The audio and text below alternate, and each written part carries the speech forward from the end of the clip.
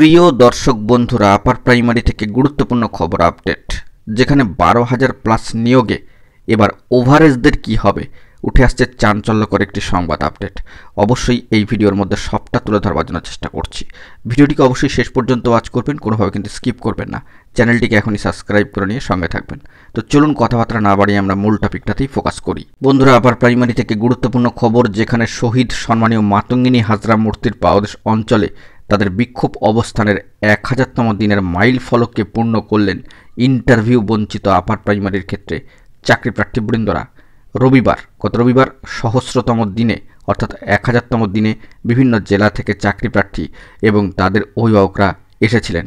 তাদের হুঁশিয়ারি এটাই যে নিয়োগের দাবি পূরণ না হলে ভবিষ্যতে আরও বড় আন্দোলনের পথে তারা হাঁটবেন। আপার প্রাইমারির ক্ষেত্রে চাকরি প্রার্থীদের যে বিষয়টি লক্ষণীয়, যে প্রায় 12,000-এর ওপরে নিয়োগ ইতিমধ্যেই হয়ে গিয়েছে, অর্থাৎ 12,000 প্লাস নিয়োগ ইতিমধ্যেই হয়ে গিয়েছে। ওই নিয়োগের চতুর্থ পর্যায়ের কাউন্সেলিংও শেষ।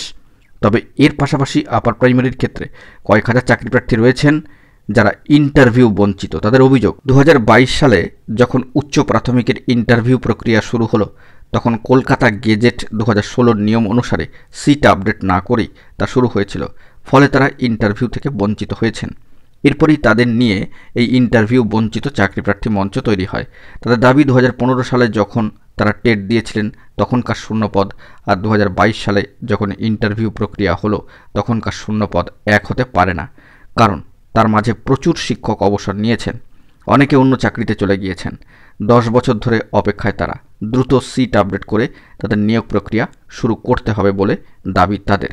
অত্যন্ত গুরুত্বপূর্ণ বার্তা তারা কিন্তু দিয়েছেন এবং এখানে উল্লেখ্য, ওই দিনই তারা কিন্তু স্মারকলিপি জমা দিয়ে আসেন। চাকরি প্রার্থীরা জানাচ্ছেন যে অনেক প্রার্থী রয়েছেন যাদের বয়স এখনও পর্যন্ত কিন্তু প্রায় 50 ছুঁই, অর্থাৎ ওভারেজ 40 বছর অতিক্রান্ত।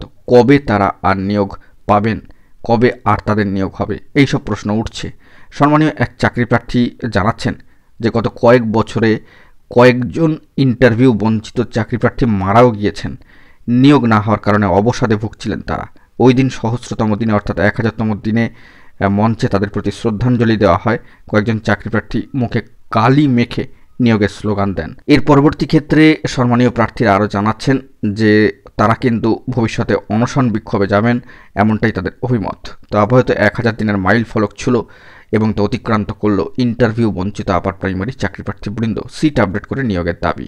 ওভারেজদের কি হবে, প্রশ্ন থাকছেই। এখন এটুকুই। সকলে ভালো থাকবেন, চ্যানেলটিকে সাবস্ক্রাইব করে নিয়ে সঙ্গে থাকবেন। ধন্যবাদ।